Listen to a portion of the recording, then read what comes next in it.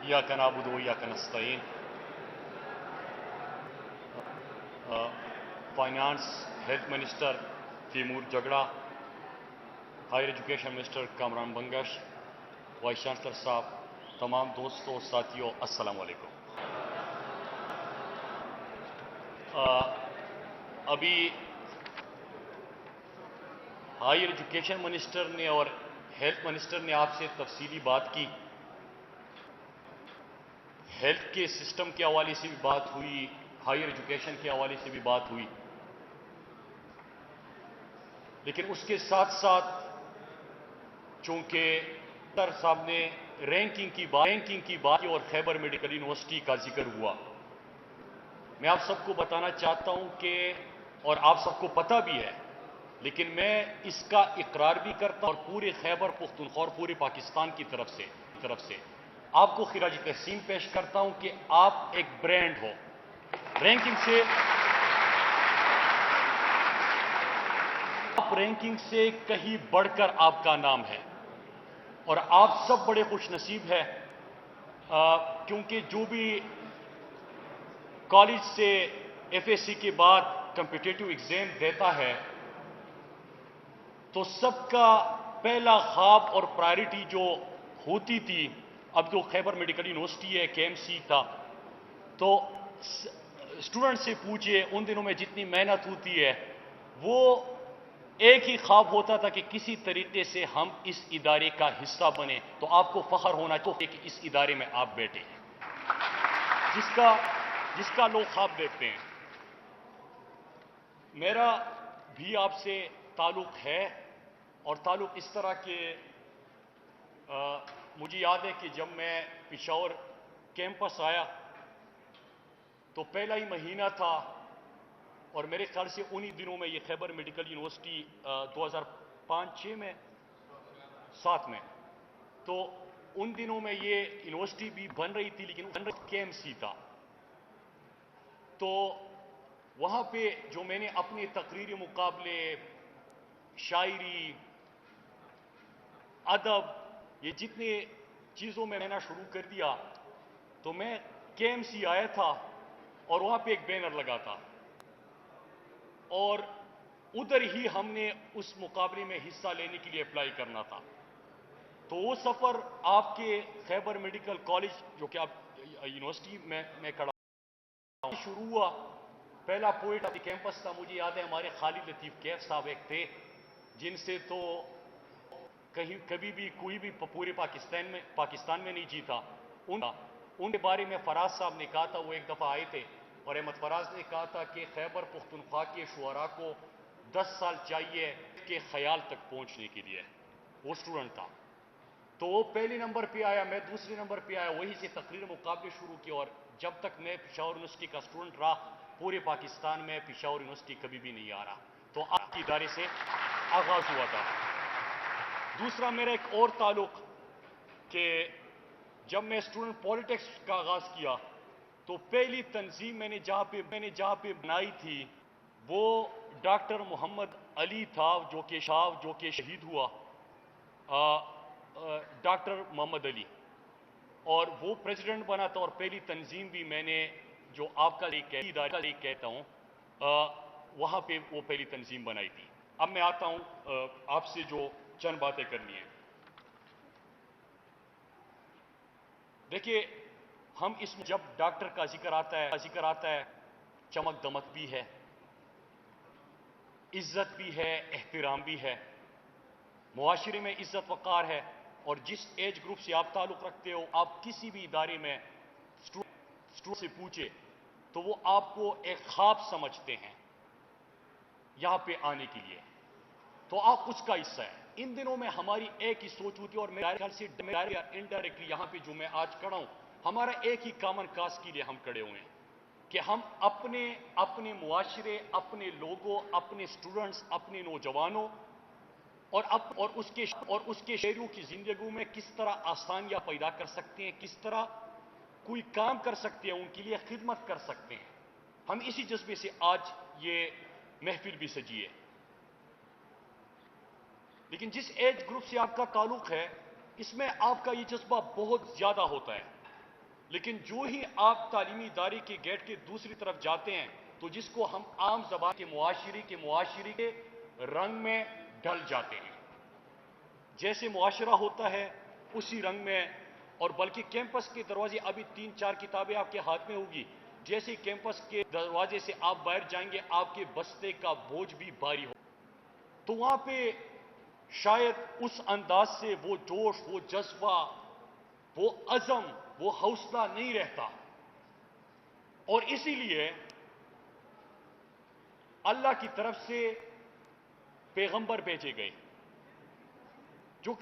جو کہ ہمیں ہر قدم پہ بتا سکے نیکی کا راستہ کون سا ہے، بدی کا راستہ کون سا ہے.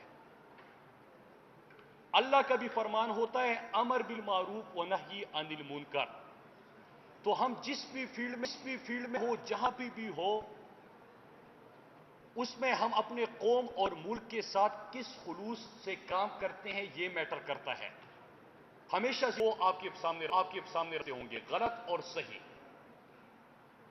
غلط راستہ آسان ہوگا، عیش و عشرت کا لگے گا، پیسہ بھی ہوگا، شارٹ کٹ بھی ہوگا، اور راستہ ہوگا وہ ہمیشہ مشکل ہوگا. اور اس مشکل راستے سے نکلنے کے لیے اپنی منزل تک پہنچنے کے لیے ہی اللہ کے فرمان اور حکم اور نبی ہمیں گائیڈ کرتے رہے. تو میرے پاکستانیوں، ایک تو انشاءاللہ جو ابھی آپ کی سوچ ہے، مجھے یقین ہے کہ انشاءاللہ آگے جا کے بھی آپ اپنے معاشرے کے لیے یہی کریں گے اور مزید عزم کے ساتھ کام کریں گے. ہمارے ہیلتھ انفراسٹرکچر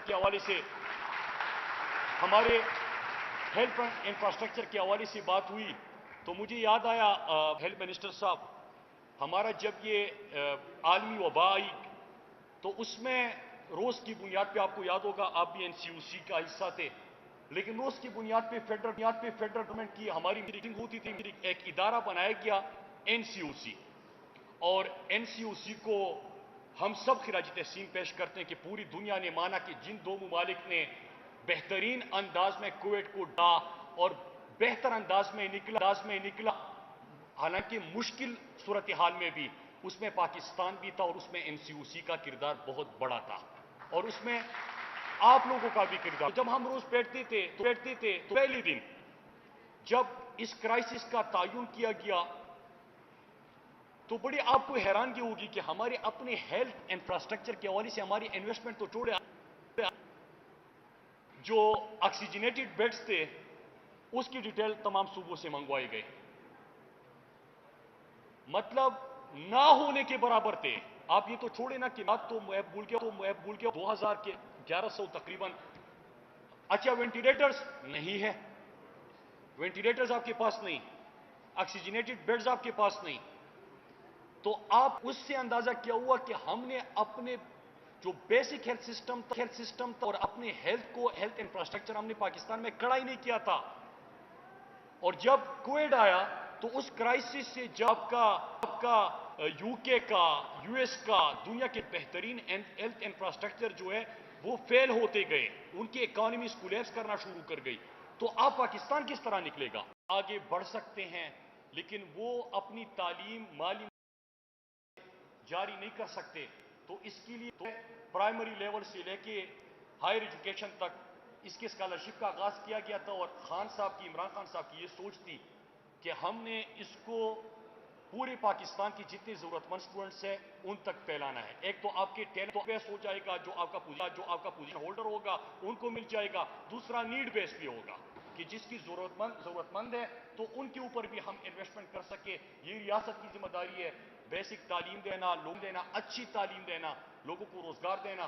تو اس کے لیے یہ احساس پروگرام ایک آغاز تھا اور انشاءاللہ آپ مستقبل میں دیکھیں گے کہ اس کو ہم مزید آگے لے کے جائیں گے. اور کہیں پہ جو ہمارے ویژن میں بھی اس وقت رکاوٹ آتی ہے تو خیبر پختونخوا کے فائنانس منسٹر ہائر ایجوکیشن بیٹھے ہوئے ہیں، انشاءاللہ اس میں یہ کمی نہیں آنے دیں گے اور اس کو آگے لے کے جائیں گے.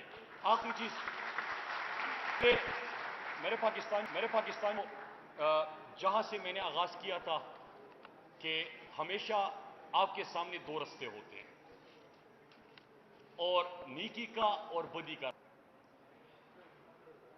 اس عمر میں آپ کی سوچ بھی یہ ہوتی ہے، یہ ملک قوم میں جب کیمپس کے مجھے یاد ہے کہ وہ گارڈینا ہمارے ایک تھا پشاور یونیورسٹی میں ہم وہاں پہ بیٹھتے تھے، تو جو یہ سی ایس ایس کی تیاری کرتے تھے ہمارے ساتھ بیٹھ جاتے، میں اسٹوڈنٹ لیڈر تھا، اور وہ ہم سے بڑا یہ ملک قوم ایک جذبہ ہوتا تھا، بڑی تھی اس کے حوالے سے جو بھی انٹرویو کے لیے جاتا تھا اس کے حوالے سے سوال ہوتے تھے، ہم ایک اسٹڈی سرکل ٹائپ ہوتا تھا، وہاں پہ جواب دیتے، لیکن جیسے کوئی چار سنبھالتا تو بڑی گاڑی، آگے پیچھے پولیس والے، ملک بھول گئے، قوم بھول گئے، کاز بھول گئے، پھر وہ تو پتہ نہیں کہ کیا ہو جاتا، اور ایسے ہم اس نظام میں ڈل جاتے۔ یہ بات کر رہا ہوں کہ ہم اپنے معاشرے کو دیکھ کے ہی چیزیں کرتے ہیں، اور اس عمر میں کوئی اپنے سیلف انٹرسٹ نہیں ہوتے، کوئی ذاتی مفادات نہیں ہوتے، بات ہوتی ہے ایک سوچ اپنی زندگی اور ہمارا جو کام ہے، جو پڑھنا ہے، اس کمٹمنٹ کے ساتھ اپنے ملک اور قوم کے لیے کچھ کرنے کا عزم، ہم نے اس کو آگے بھی لے کے جانے، اور ابھی میں اس پہ آ رہا ہوں، ختم ہوتا ہے جب خود ہی ختم ہوتی ہے، خود ہی انسان کو آزاد کرتا ہے۔ خوددار انسان کبھی ذاتی مفادات میں، ذاتی عیش و عشرت میں ان میں نہیں الجھتا، خود ہی قوم کی بھی ہوتی ہے، انسان کی بھی ہوتی ہے، ملکوں کی بھی ہوتی ہے، اور اس وقت خود ہی کی بات ہو رہی ہے ہمارے ملک کی،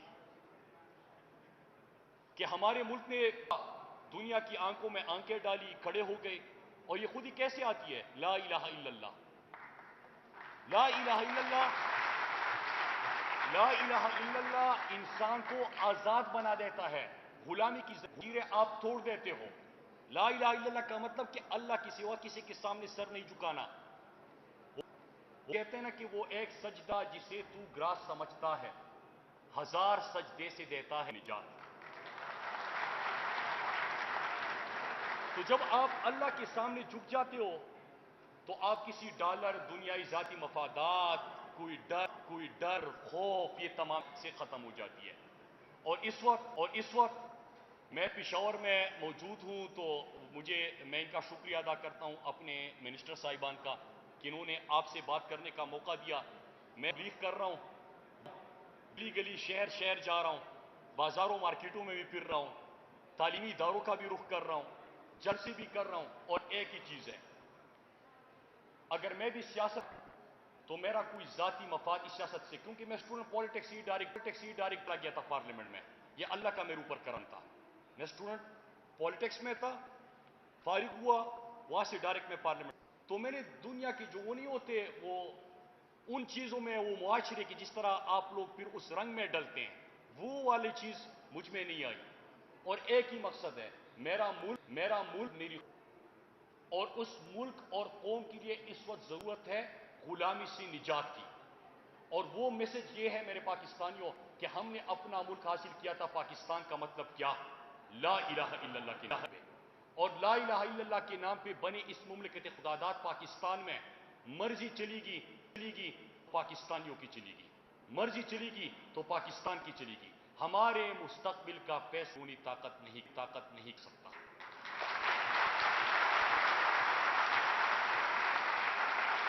تو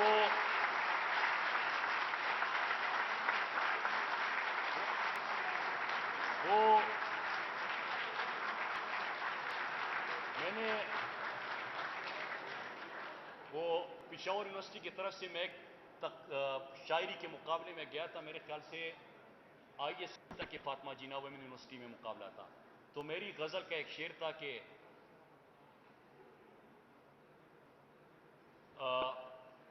کچھ بھی نہ کہے گرچہ طلبگار بہت، اس شخص کا کیا کیجئے خوددار بہت ہے۔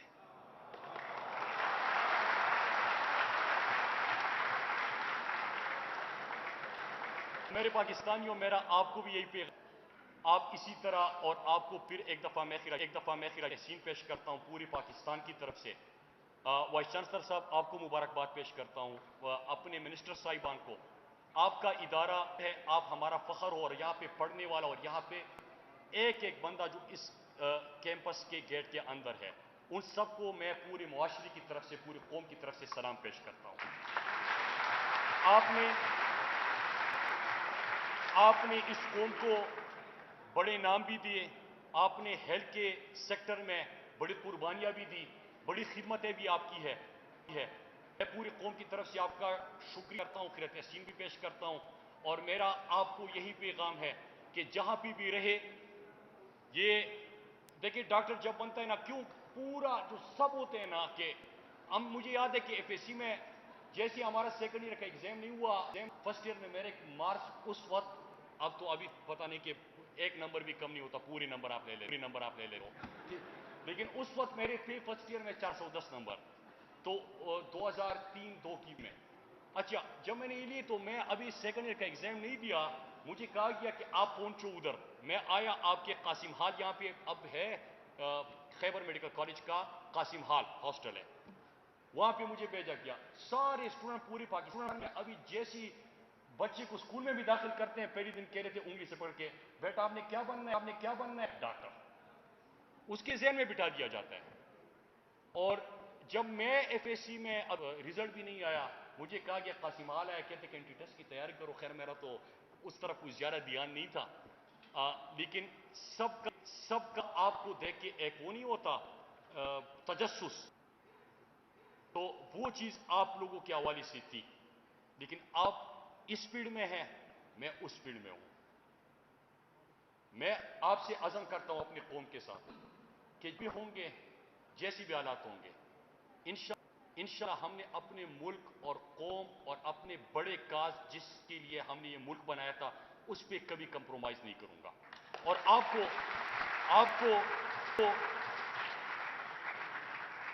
کو میری یہی ریکویسٹ ہے, اور آج کے نشست کے بعد, کہ آپ عظیم ہو, لیکن آپ کے بعد جانا ہے, آپ کی عظمت میں اضافہ ہونا چاہیے, اور آپ کو دیکھ کے ہی دنیا سیکھے گی.